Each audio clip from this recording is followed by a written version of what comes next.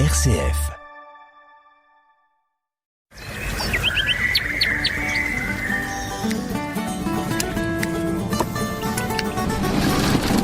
Vous écoutez la viticulture en question, l'émission qui vous plonge au cœur de la vigne. Présentée par Hubert Cartel.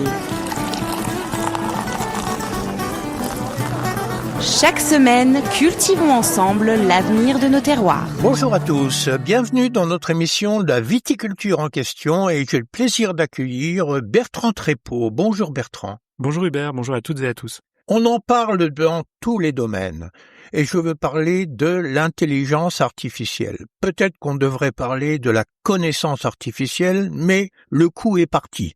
On parle d'intelligence artificielle, générative même pour ceux qui sont les plus évolués. Alors une question pour le vignoble. Est-ce que l'intelligence artificielle est utilisée dans le vignoble actuellement, Bertrand? Eh bien, elle est déjà utilisée. On verra qu'elle est utilisable et elle laisse encore des champs d'application très nombreux. Bon, c'est sa matière. J'aime beaucoup votre point sur la donnée artificielle parce que ce qu'elle sait faire mieux que tout le monde, c'est traiter beaucoup de données très vite. Et avec ça, en viticulture, en vinification et même dans le commerce, on peut faire plein de choses. Oui, donc c'est une accumulation de données facilement accessibles en fait.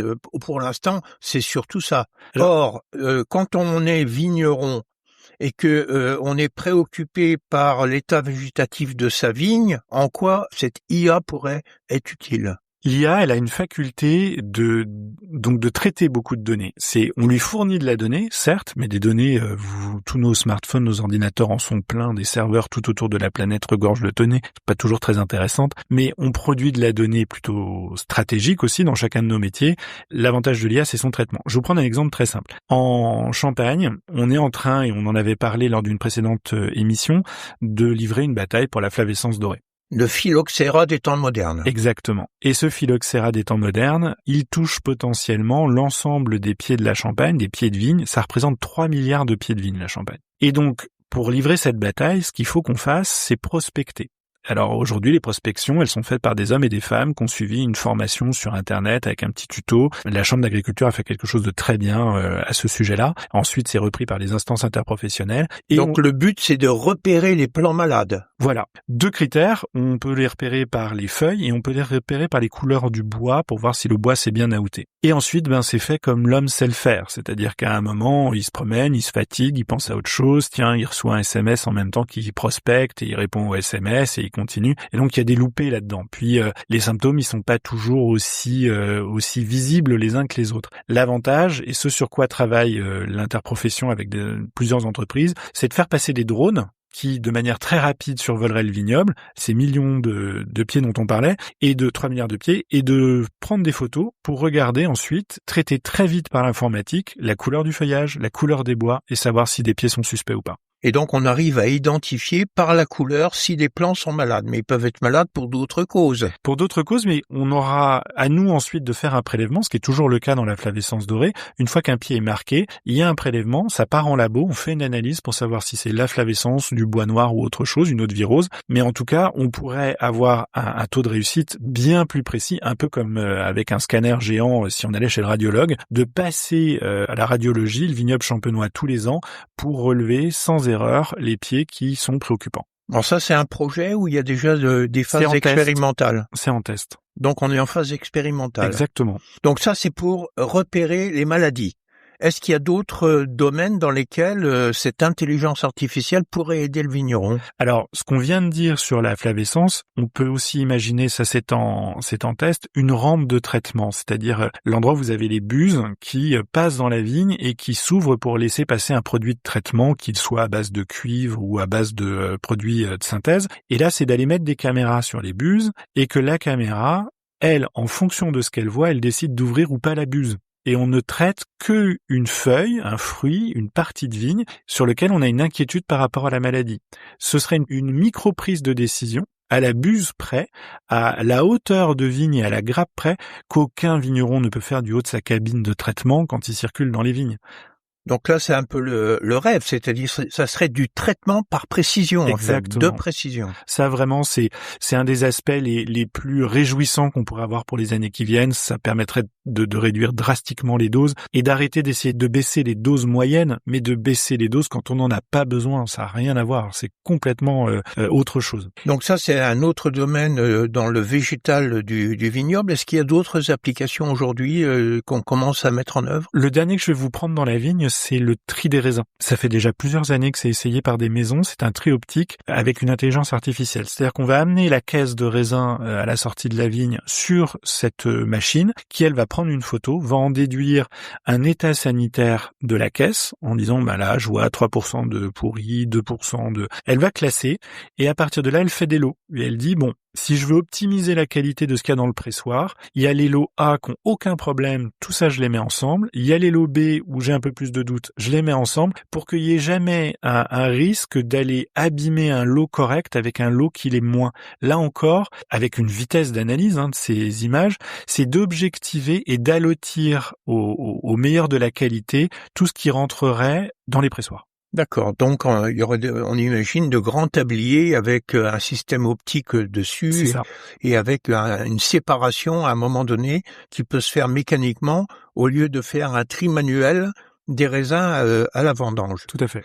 Nous sommes arrivés au pressoir. Ensuite, on arrive au stade de la vinification. Est-ce que là encore, en matière de vinification, avec toutes les analyses qui existent aujourd'hui et les recommandations des œnologues, est-ce qu'on arrive à mettre tout ça dans cette intelligence artificielle? Oui, il y a deux choses qu'on peut faire en vinification, c'est que tous les mous, quand ils arrivent, ils sont analysés et on va avoir des paramètres pour eux comme le pH, le degré d'alcool potentiel, la présence d'acide gluconique, etc. Ensuite, quand ils deviennent des vins, on a à nouveau des tas de paramètres, on les teste tous et ce sont des indications qui aident les chefs de cave pour essayer d'avoir le potentiel de vieillissement, etc. Ce que l'IA peut faire très très bien, c'est de faire des préassemblages. Et de dire, écoutez, moi, vous m'avez fait goûter, vous m'avez fait analyser pendant des années ce qu'est le brut sans année de telle maison.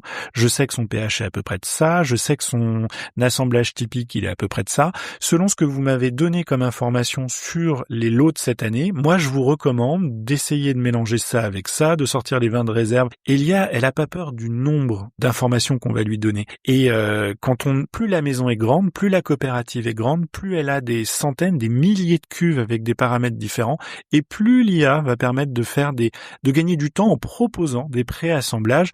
Après, bien entendu, sur l'aspect purement organoleptique, l'IA ne sait pas dire si ça a le goût de tilleul ou si ça a le goût de cerise. Alors donc là, je pense immédiatement à ça, mais est-ce qu'on va pas aller vers un produit complètement homogénéisé, uniformisé, toujours le même pour tout le monde? Ça, c'est le rêve absolu d'une maison de champagne pour son brut sans année. Par rapport à ce qu'elle propose historiquement. De refaire son style à l'identique le plus proche possible. Et l'IA peut l'aider. Et donc l'IA peut l'aider à rester conforme à l'image que cette marque de champagne a et différenciée d'une autre marque.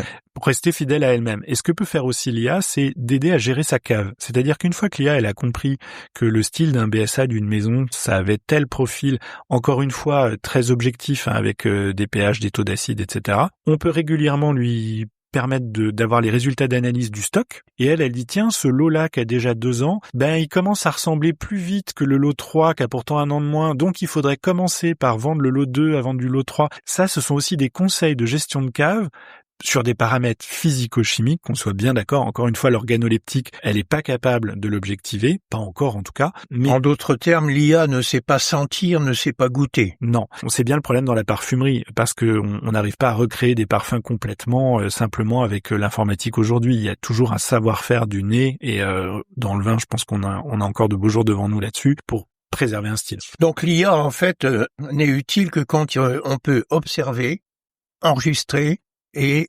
stocker des informations. Objectiver. Oui. Donc il faut que ce soit objectif, effectivement. Donc là, nous sommes au niveau de la vinification. Est-ce que dans les stades qui suivent l'élaboration du champagne, on a des applications aujourd'hui? Encore plein. C'est pas réservé aux grandes maisons. Je vais vous parler de communication et de commerce. Chez C2R, on vient de faire une réunion, notre réunion annuelle de bilan commercial, où on a abordé cette question d'intelligence artificielle avec nos vignerons pour leur dire, souvent en communication, notamment à travers les réseaux sociaux qui aujourd'hui sont incontournables pour faire parler de soi et donner de la visibilité à son produit, le premier retour que nous font les vignerons, c'est « je sais mais j'ai pas le temps ». Or, l'IA peut leur faire gagner énormément de temps parce que l'IA, à partir d'une photo de bouteille prise un peu à la va-vite, peut l'améliorer, peut lui créer une ambiance qui soit fidèle à la marque. Je vous prends un exemple, j'avais demandé à l'IA, sur une photo de champagne de vigneron, de me montrer des choses qui allaient bien avec ce champagne-là. Je lui ai dit que c'était un rosé, qu'il avait des notes de cerise. Et ben, elle a inventé une table où elle a fait apparaître du saumon, des tomates, enfin, elle a créé toute une composition très jolie, très propre. Et ensuite, je lui ai demandé de m'écrire un texte pour faire un post sur les réseaux sociaux. On lui indique un ton, on lui indique quel type de client on veut toucher, quel âge, où est-ce qu'ils habitent, est-ce qu'on le fait en langue étrangère, et tout ça, finalement, on va écrire nos fameux prompts, qui sont nos demandes à l'IA, et on n'a jamais plus le syndrome de la page blanche. C'est la fameuse IA générative dont vous parliez au début de l'émission. C'est que elle crée rien, mais comme elle est allée piller une quantité de données affolante sur des postes liés au champagne, au vin, etc., elle a tout de suite une idée de ce qu'on pourrait faire. Donc ça fait gagner du temps. Ça, c'est le commerce. C'est la partie communication. Et sur la partie commerce, on peut lui confier, alors faut faire très attention, on n'aura pas le temps de creuser ce sujet-là, mais à la partie propriété des données, et les données personnelles, les données de ses clients, on les met pas dans une IA comme ça. C'est interdit, il faut les anonymiser. Mais on peut demander à une IA de dire, vu ce que je sais de mes clients, de ce qu'ils achètent d'habitude et de ce qu'ils ont acheté ces dernières années, ces derniers mois, comment tu peux me prédire qu'ils vont se comporter? Est-ce que je suis en train de les perdre? Est-ce qu'ils sont en train de m'en acheter de plus en plus? Est-ce qu'ils ressemblent? Et ça, c'est des tas de correspondances, c'est de la statistique, que l'IA sait faire automatiquement. Avant, un vigneron, pour faire ça, il fallait qu'il se forme aux statistiques. Là, maintenant, il a plus qu'à poser des questions. Et ça devient accessible au plus grand nombre. Exactement. Et donc, le plus grand nombre dispose des moyens toujours plus performants pour aller à la conquête des clients. Mais qui était réservé en fait à des structures beaucoup plus importantes, avec des gens dédiés, et l'IA permet de vulgariser des actions commerciales, de communication pour des structures avec des moyens beaucoup plus restreints. Alors ce sera peut-être pas toujours le top du top, mais c'est toujours mieux que rien. Eh bien voilà, on sait que l'IA est vertueuse en champagne. Merci beaucoup Bertrand. Merci Hubert. À très bientôt sur RCF.